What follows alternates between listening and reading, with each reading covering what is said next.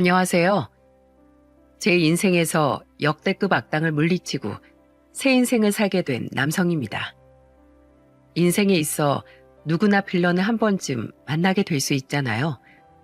근데 저는 그 빌런을 이렇게 가까운 곳에서 만나게 될 줄은 몰랐습니다. 지금은 다행히 더 늦기 전에 제 인생의 악당을 물리치고 지금은 제 사랑하는 아들 둘과 하루하루를 풍족하게 여유 있게 지내고 있는 중입니다.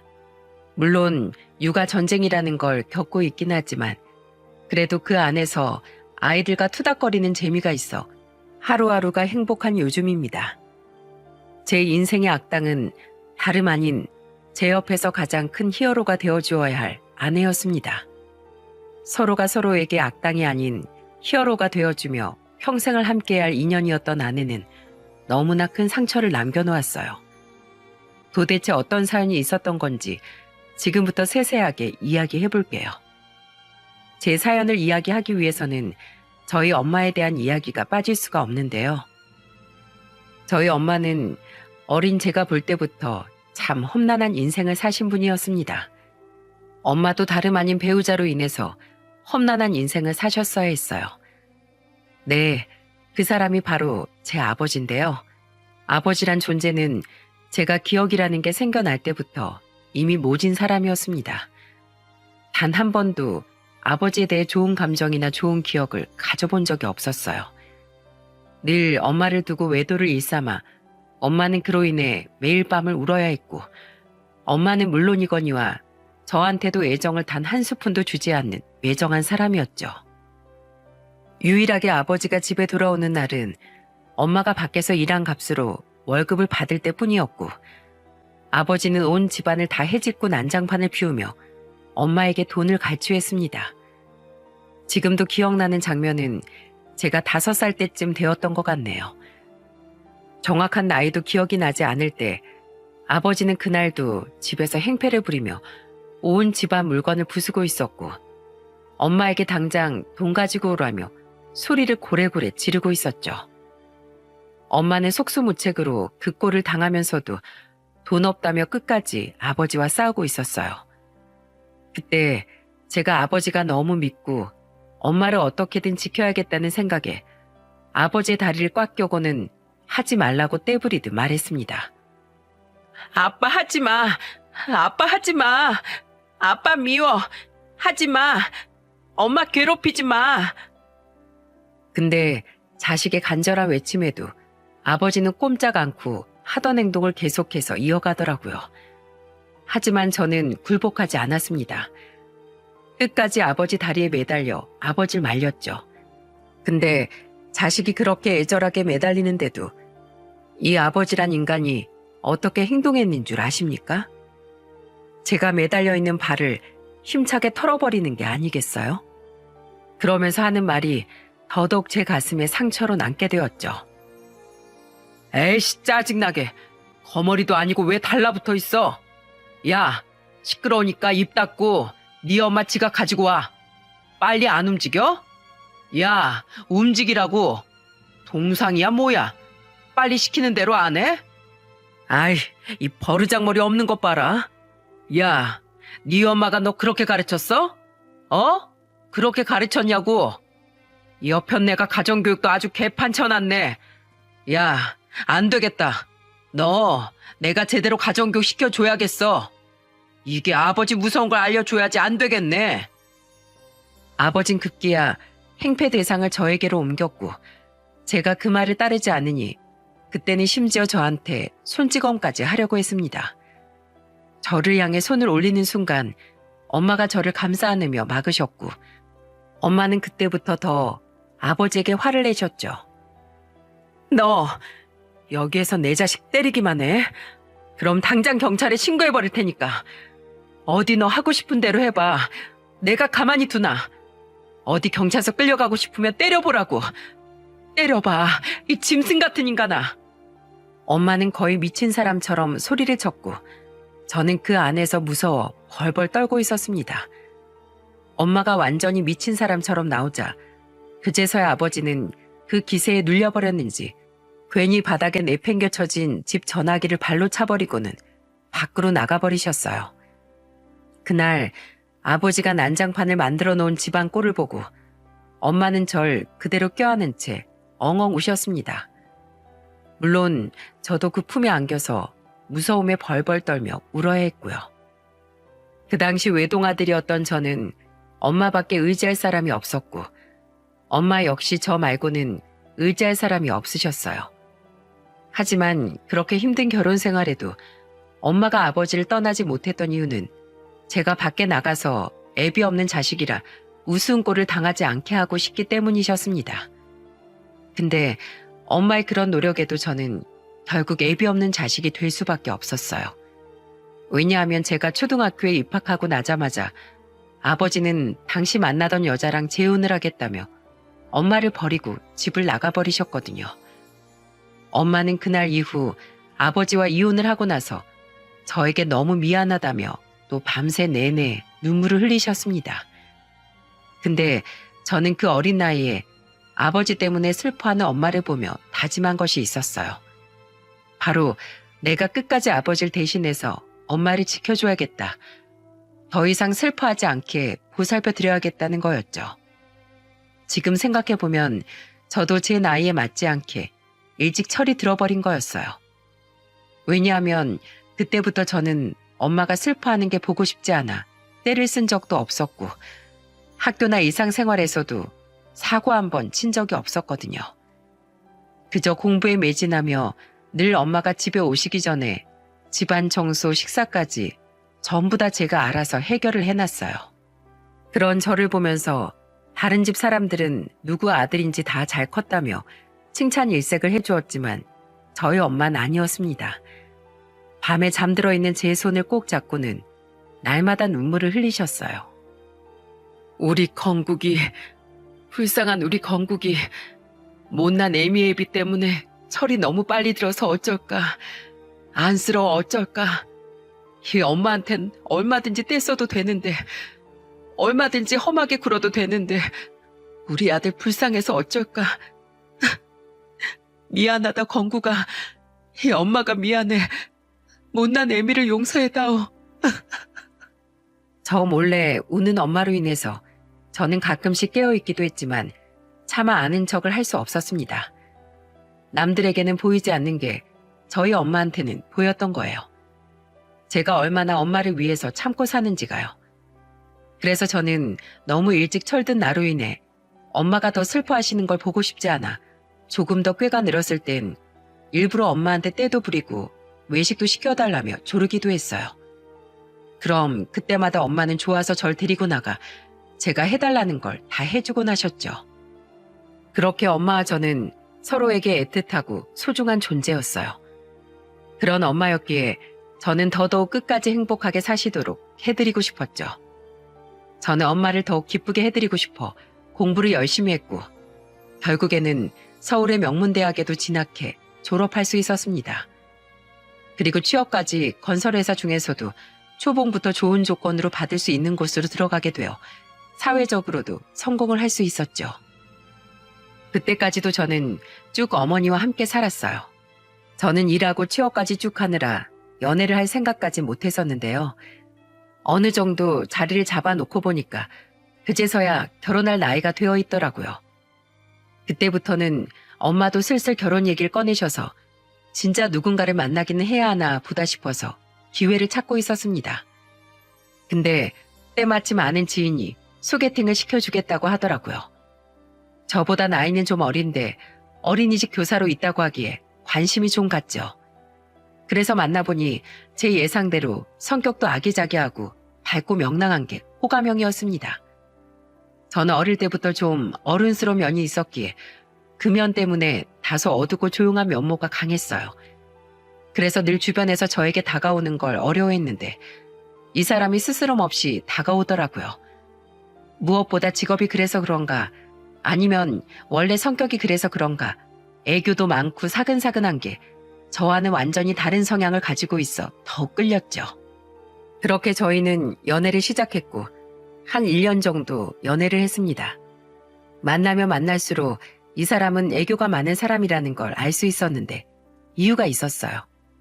이남 일녀 중 막내로 태어나 사랑을 많이 받고 자랐기 때문이었죠. 저는 사랑을 많이 받았다는 점이 좋았습니다. 결혼하고 나서 자녀를 낳는다면 저처럼 외부모의 사랑만 받은 사람보다는 더 많은 사랑을 우리 자녀에게 줄 수 있지 않을까 싶었거든요. 그래서 결혼까지 생각하게 되었죠. 결혼을 하기 전에는 제가 아내에게 딱 한 가지 제안을 했습니다. 그리고 역시나 제가 결혼하기 전 와이프에게 저의 부탁을 이야기했을 때 아내는 당황스러워하는 모습이 역력했어요. 자기야, 우리 결혼하고 나서 난 엄마 모시고 살고 싶은데 혹시 그래 줄 수 있어? 자기도 알다시피 엄마랑 나 누구보다도 애틋한 관계고 나 이렇게 장가가 버리면 엄만 혼자 지내셔야 하는데 그럼 내가 정말 마음이 불편할 것 같아.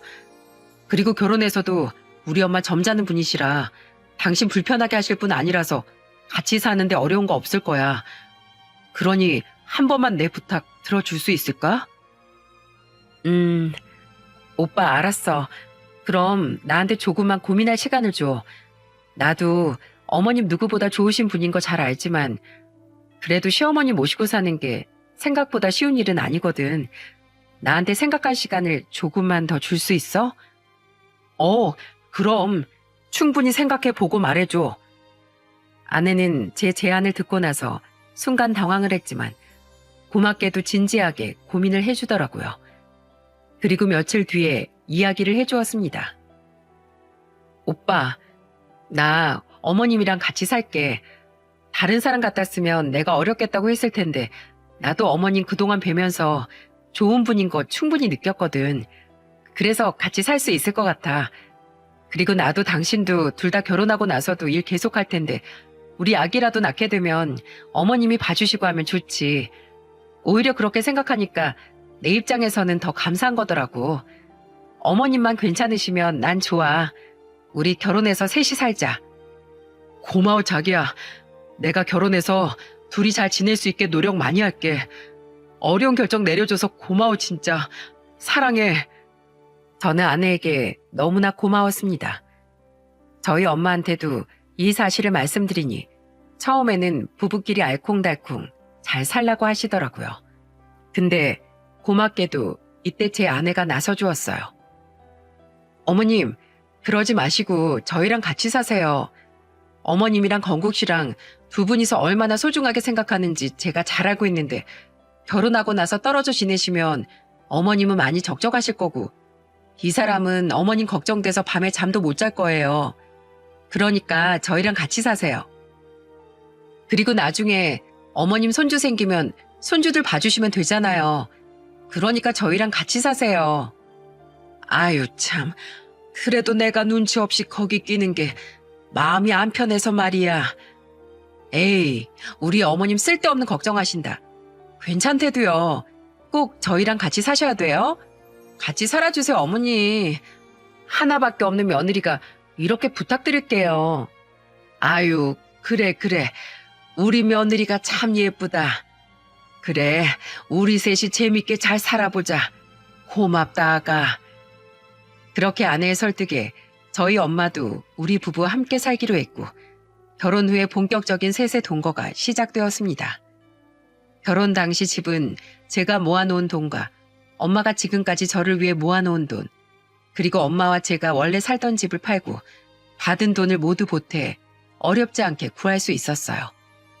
엄마는 홀몸으로 절 키우면서도 악착같이 일을 하셔서 돈을 많이 모아놓으셨어요. 근데 그렇게 돈이 모아질 수 있었던 것도 제가 대학교 다니던 시절에 공부를 열심히 해 장학금을 받으며 대학을 다녔기 때문이었습니다. 어쨌든 그 결과로 결혼할 때도 빚 없이 집까지 구해 결혼을 할 수 있었으니 처가에서도 좋아해 주시더군요. 그렇게 시작된 결혼 생활은 당연히 행복할 줄로만 알았습니다. 근데 행복하긴커녕 신혼 때부터 생각지도 못한 난관에 부딪혀야 했어요. 와이프는 실제로 결혼해서 겪어보니 사랑을 많이 받고 자라 성격에 모난 구석은 없었지만 생활 습관적인 부분에서 문제가 많은 사람이었어요. 연애할 때야 제가 매너로 밥 먹을 때 물도 떠주고 수저도 놔주고 했지만 그게 결혼해서는 같이 해야 하는 부분이 있는 건데 어떻게 된 게 아내는 손 하나 까딱하지 않으려고 했어요. 심지어는 저와 저희 엄마를 종처럼 부려먹기까지 하던 거 있죠. 청소는 물론이거니와 빨래, 식사 준비 등등 아내는 어느 것 하나 꿈쩍하지 않았습니다. 저는 항상 아내보다 늦게 퇴근을 했는데 퇴근해서 보면 저희 엄마가 집에서 살림을 다 하고 계시고 아내는 꼼짝없이 소파에 누워서는 TV만 보고 있곤 했죠. 심지어는 셋이서 저녁밥을 먹고 있는데 아내가 진짜 황당한 말을 하더라고요.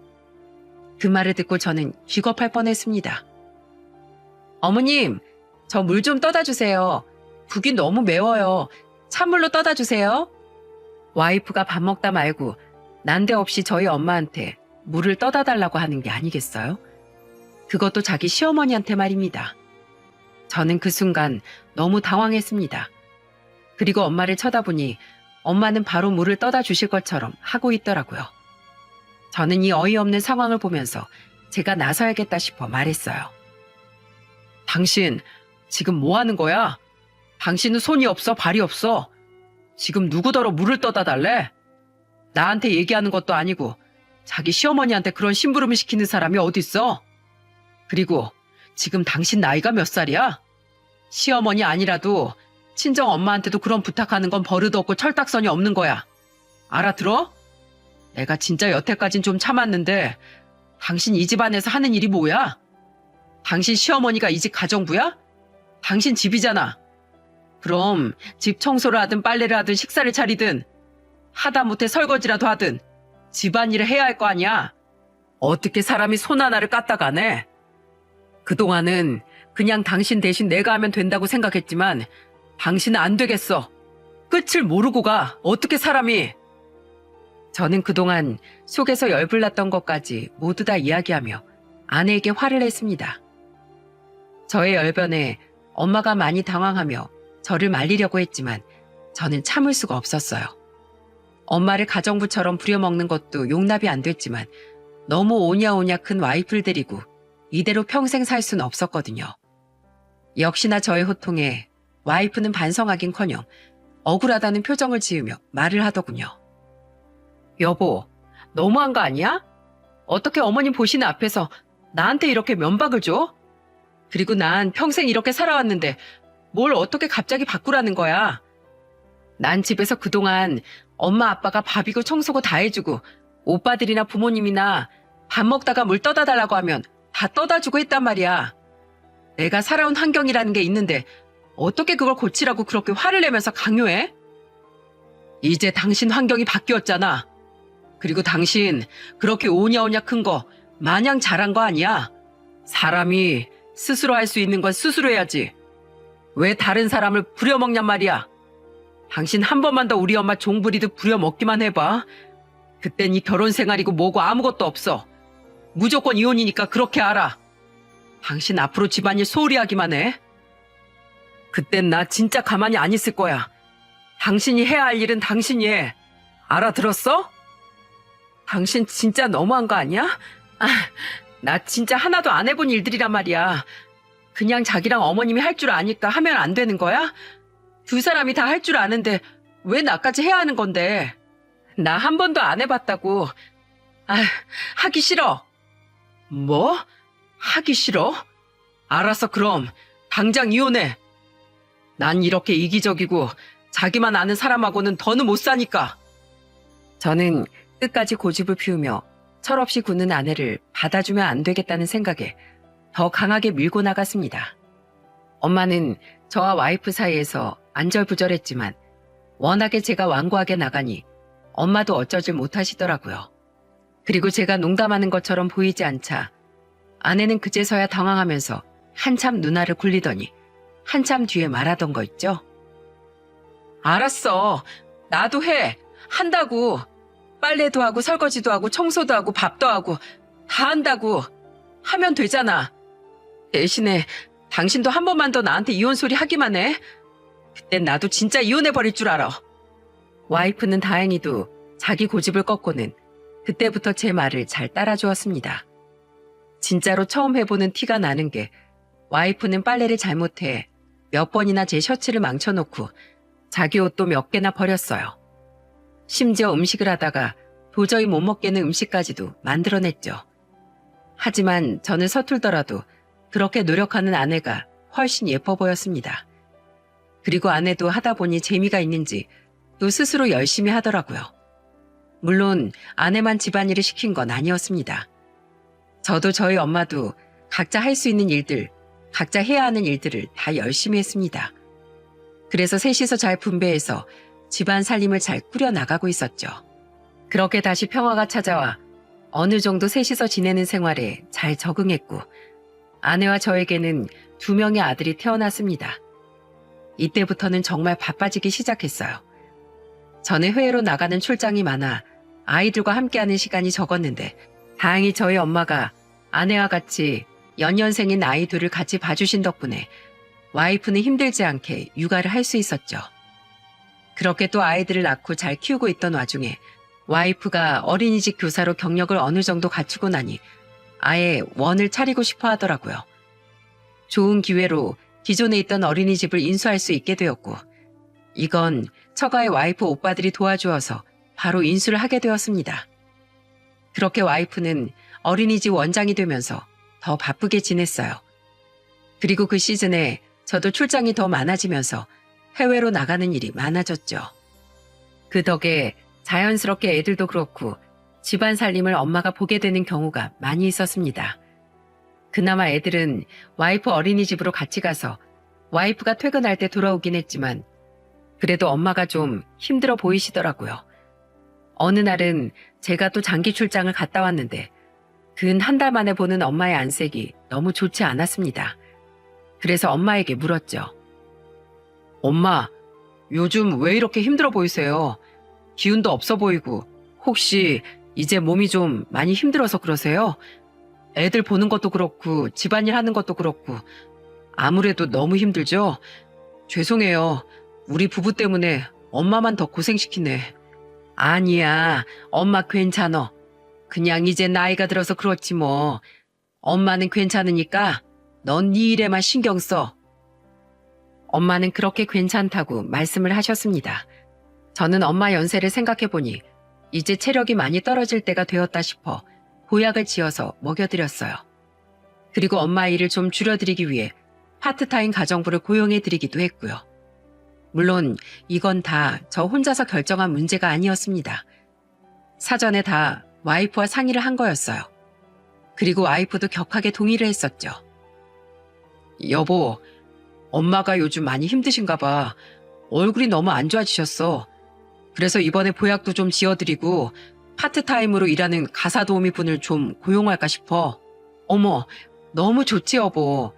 안 그래도 나도 어머님 안색이 요즘 계속 안 좋아지는 것 같아서 걱정스러웠는데 그러면 되겠다. 아이 참, 난 왜 그 생각을 미리 못했지? 가사 도우미인 내가 알아볼게. 그리고 우리 주말엔 어머님 모시고 바람이라도 좀 쐬러 가자. 간만에 우리 애들은 친정에 맡기고 셋이서만. 그래야 어머님도 애들 신경 안 쓰고 편하게 쉬시지.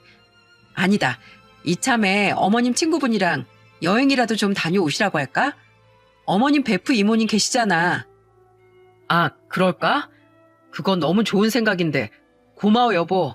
엄마 생각 많이 해줘서. 내가 출장이 너무 많아서 당신한테도 그렇고 애들이랑 엄마한테도 많이 미안해. 그래도 당신이 좀 나 대신에 애들하고 엄마한테 신경 좀 많이 써줘. 나도 장인 장모님께 자주 전화드리고 안부 챙길 테니까. 당연하지 여보. 나만 믿어. 저는 그렇게 엄마를 많이 생각해주는 와이프에게 큰 고마움을 느꼈습니다. 그리고 아내의 제안대로 엄마에게 좀 푹 쉬다 오시라고 엄마와 제일 친한 이모님과 함께 제주도로 여행도 보내드렸죠.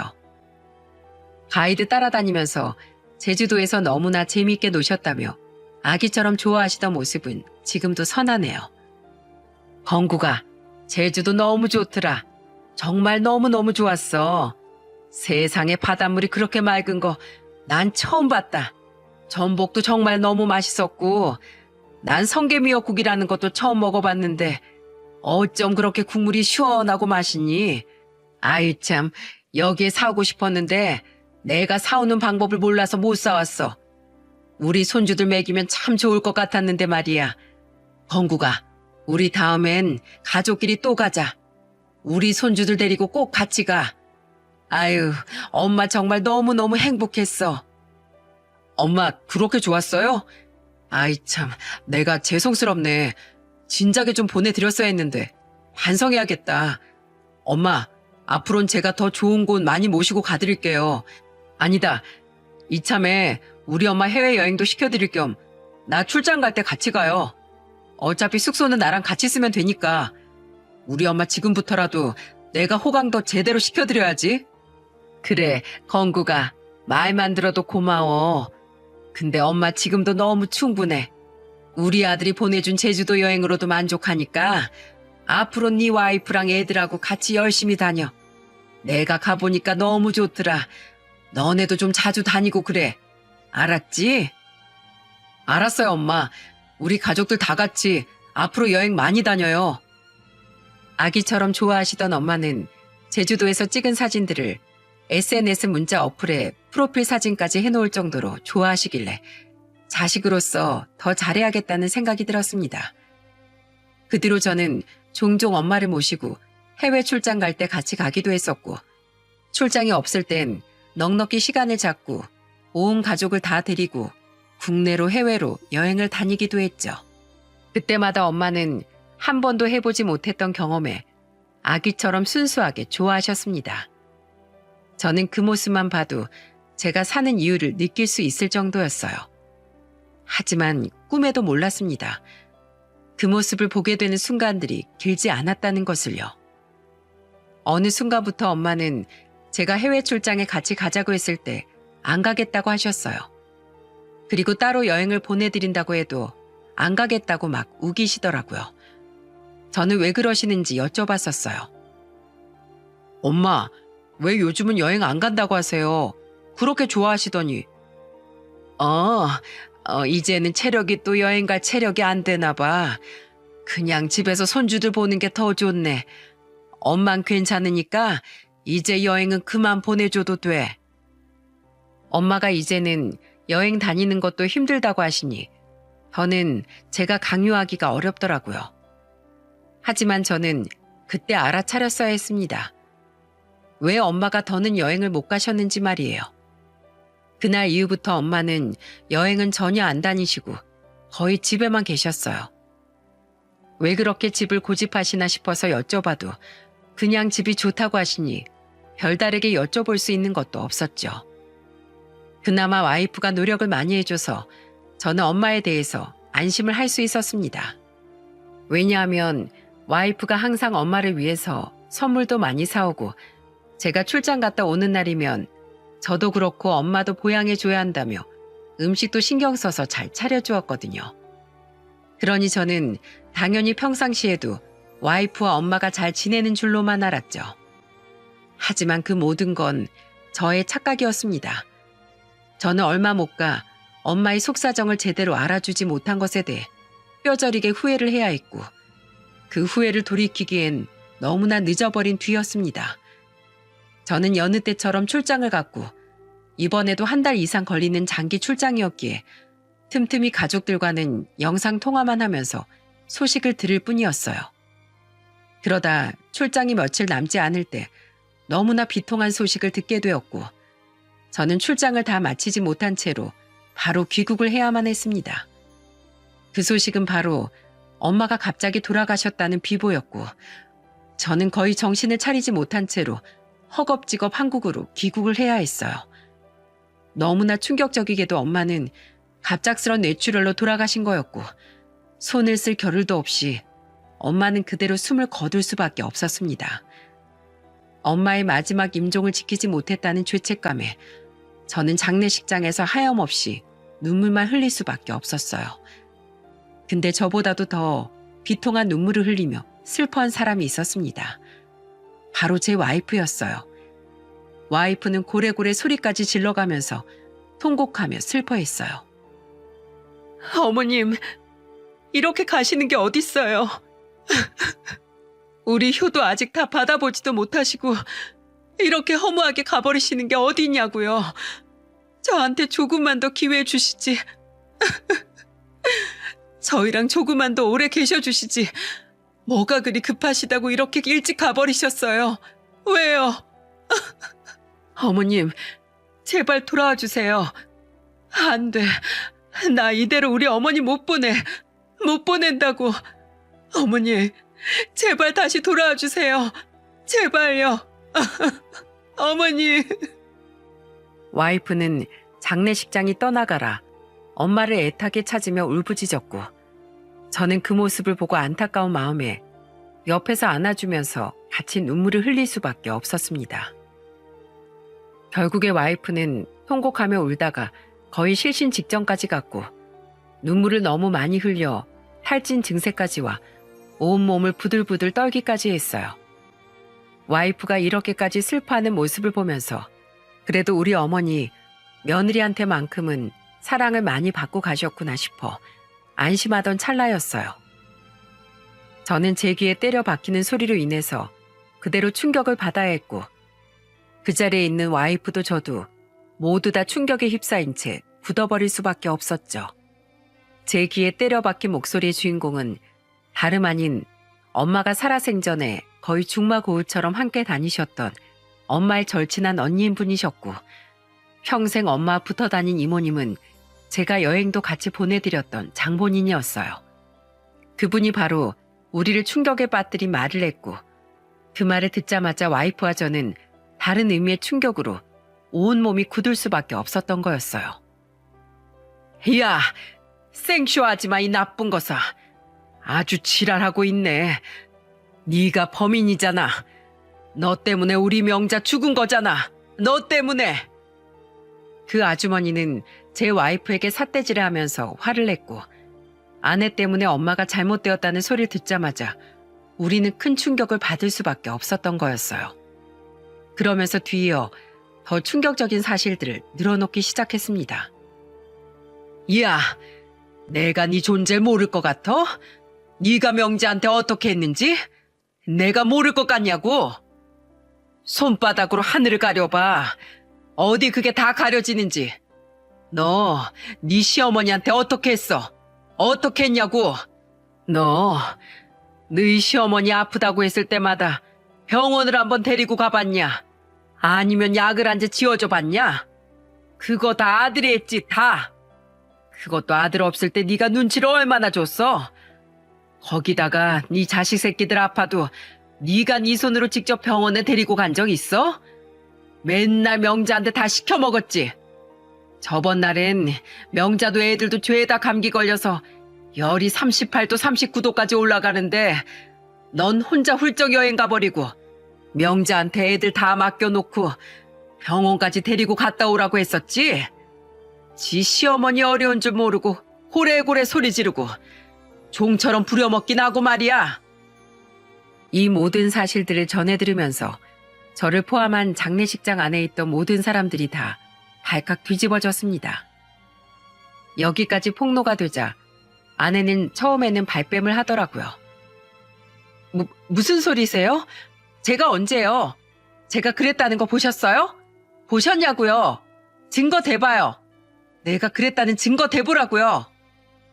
와이프가 당황하며 말을 하자 이때부터는 돌이킬 수 없는 폭로들이 여기저기서 쏟아져 나왔습니다.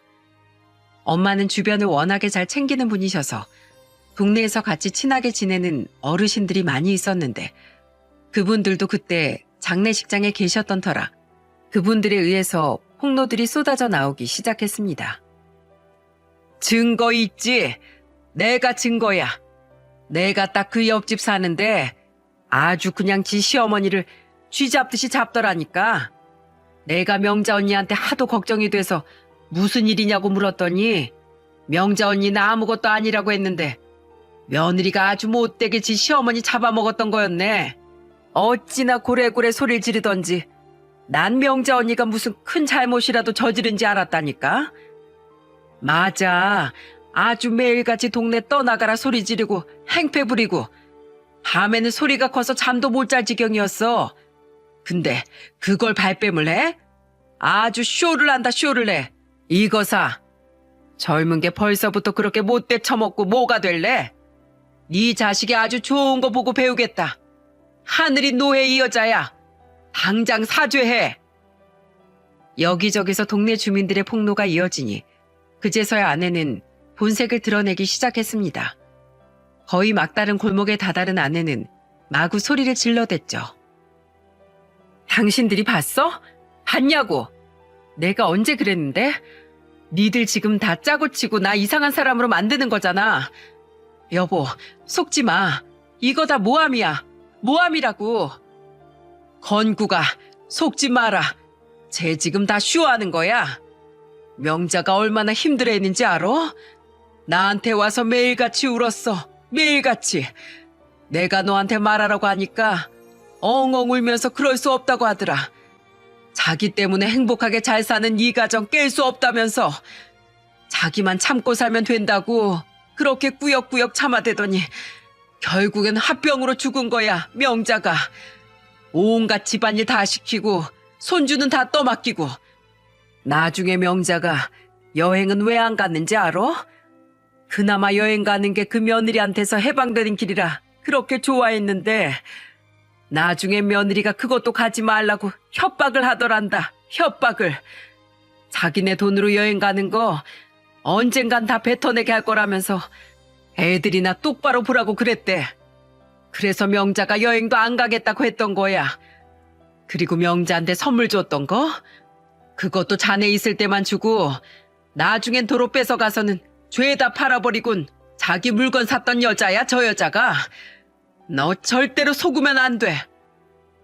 저는 어마무시한 이야기를 들으며 정말 믿을 수가 없었습니다. 저는 이 모든 경악스러운 사실을 듣고 와이프에게 물었어요. 당신 진짜로 그랬어? 엄마한테 진짜로 그래왔던 거야? 사실대로 말해. 다 말하라고! 제가 화를 내면서 말을 하니 그제서야 와이프도 모든 걸 다 밝히더라고요. 그래, 그랬다. 그럼 집구석에 가만히 앉아서 우리가 벌어오는 돈으로 놀고 먹는 노인네한테 내가 뭘 얼마나 더 잘해주니? 그렇게 안 입고 오면 네가 집에 있었어야지. 일한답시고 해외 나가서 붙어 있었으면서. 당신도 잘한 거 없잖아.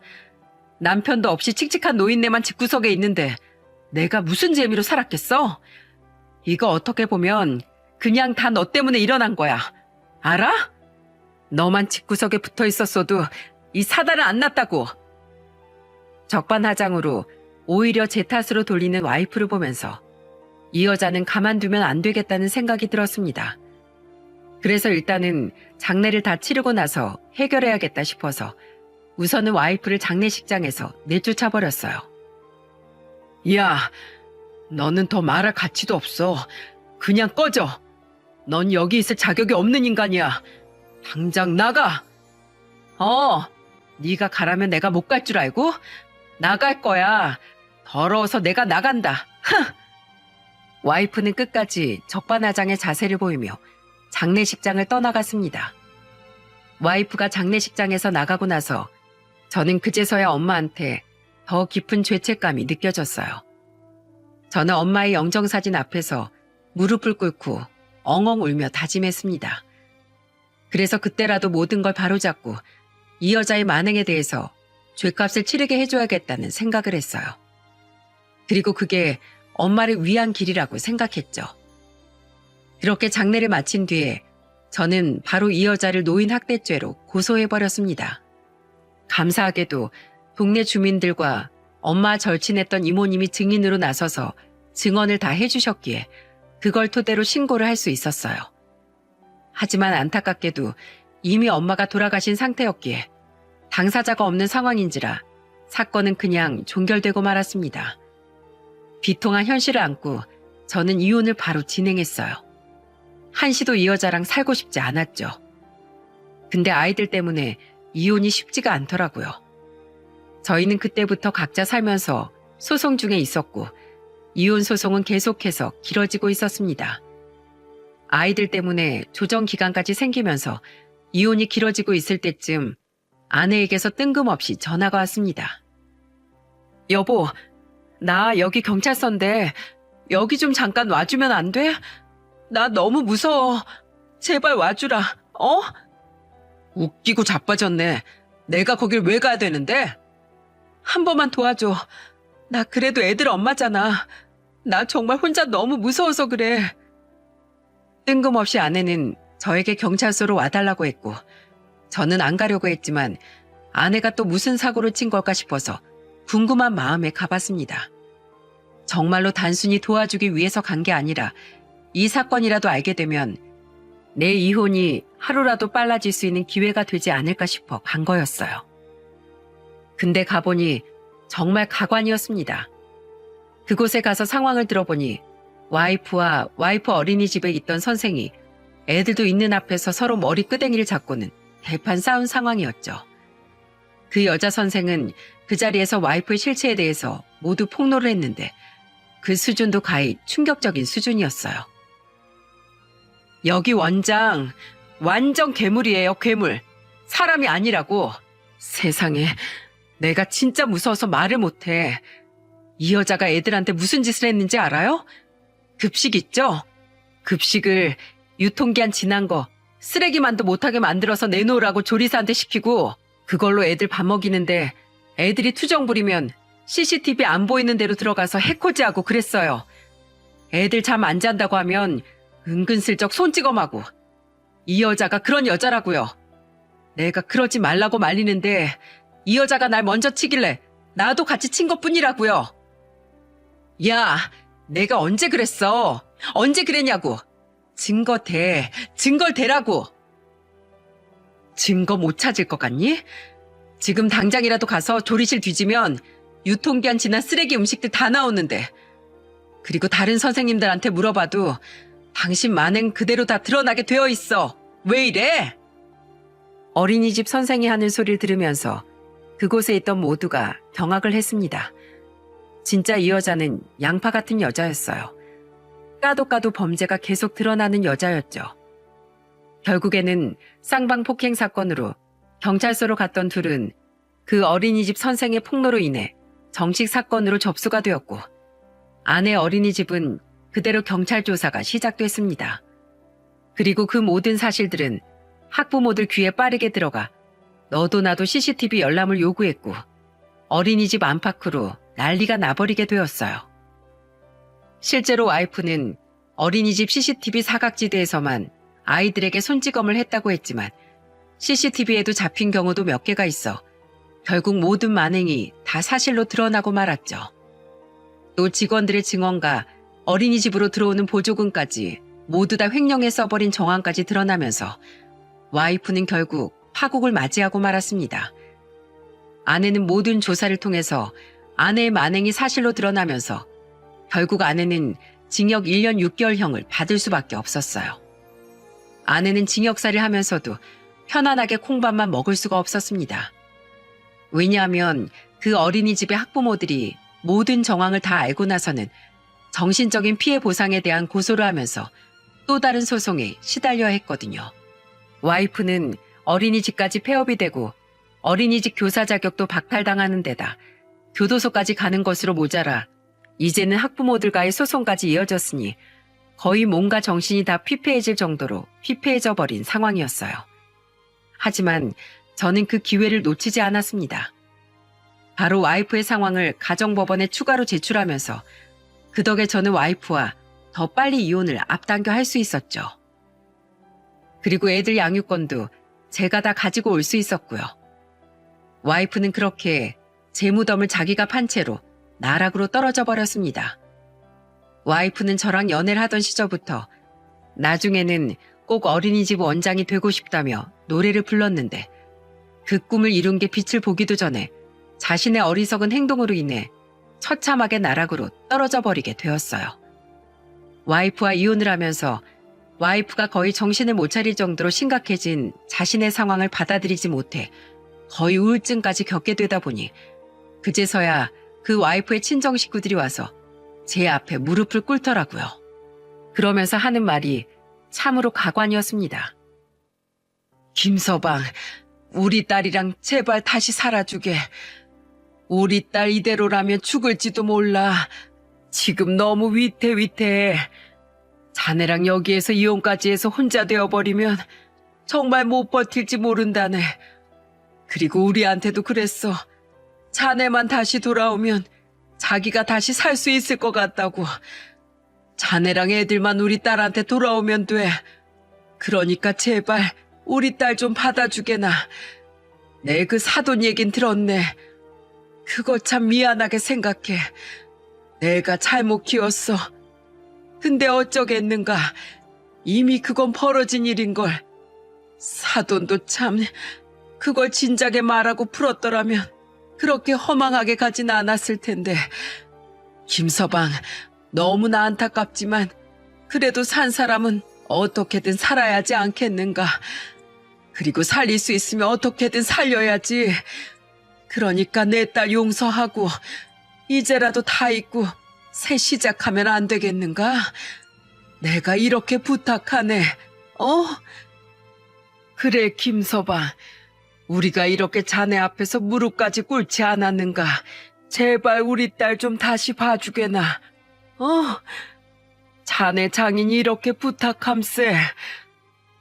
장인어른과 장모는 제 앞에 와서 무릎은 꿇고 말했을지언정 그 말이 저와 제 엄마를 2번 죽이는 말이라는 걸 전혀 인지하지 못하는 듯 했습니다. 그래서 그 자리에서 바로 말을 했어요. 이보세요. 뻔뻔해도 유분수지. 지금 나한테 뭘 바라고 말하는 거예요? 당장 썩 꺼져요. 난 그 악마 같은 여자랑 2번 다시 같이 살 생각 없고 그 여자가 어떻게 되든 이제는 나랑은 상관없는 일이에요. 그게 다 자기 인생 자기가 다 말아먹어서 그렇게 된 걸 왜 내가 책임져야 합니까? 나도 피해자예요. 우리 엄마도. 지금까지 살아계셨더라면 노인학대죄로 고소해서 죄값 톡톡히 치르게 할 수 있을 만큼 중범죄를 당한 피해자라고요.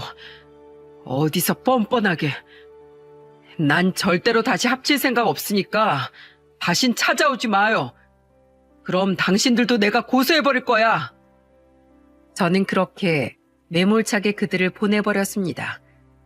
끝까지 이기적인 인간들이었죠. 결국 와이프는 현재 교도소에 수감된 채로 지내면서 우울하게 하루하루를 보내고 있는 듯 했습니다. 저는 그 여자의 끝을 보면서 하늘이 그래도 우리를 저버리지 않는구나 싶어서 마음의 위안을 얻을 수 있었어요. 그리고 이혼이 다 마무리되고 나서 저는 애들을 데리고 엄마가 계시는 납골당을 찾아갔습니다. 가서 한참을 머물며 엄마한테 말했어요. 엄마, 나 드디어 그 여자랑 헤어졌어요. 진작에 내가 엄마 상황에 대해서 알고 엄마를 지켰어야 했는데 다시 한번 사죄합니다. 죄송해요, 엄마. 그래도 저 우리 애들은 지켰으니까 앞으로 우리 애들 내가 잘 지킬게요. 하늘에서 엄마는 우리 지켜봐 주세요. 사랑합니다. 이제는 그곳에서 편히 쉬세요. 그렇게 엄마에게 마지막 인사를 하고 저는 애들을 잘 키우기 위해서 저희 회사의 이야기를 하고는 한국에서만 일을 할 수 있도록 했어요. 그래서 지금은 한국에서 일을 다니며 아이들을 잘 키우고 있는 중이랍니다. 여러분, 제가 이 사연을 쓰게 된 이유는 여러분은 부디 정말 소중한 사람이라면 옆에서 더 관심 가지고 더 아껴주면서 지내시길 바랄게요. 그리고 끝까지 지켜내는 우리 구독자님들이 되셨으면 좋겠습니다. 앞으로 저도 우리 애들만큼은 끝까지 잘 지켜내 보려고 합니다. 멀리서 응원해 주세요. 사연 들어주셔서 감사합니다.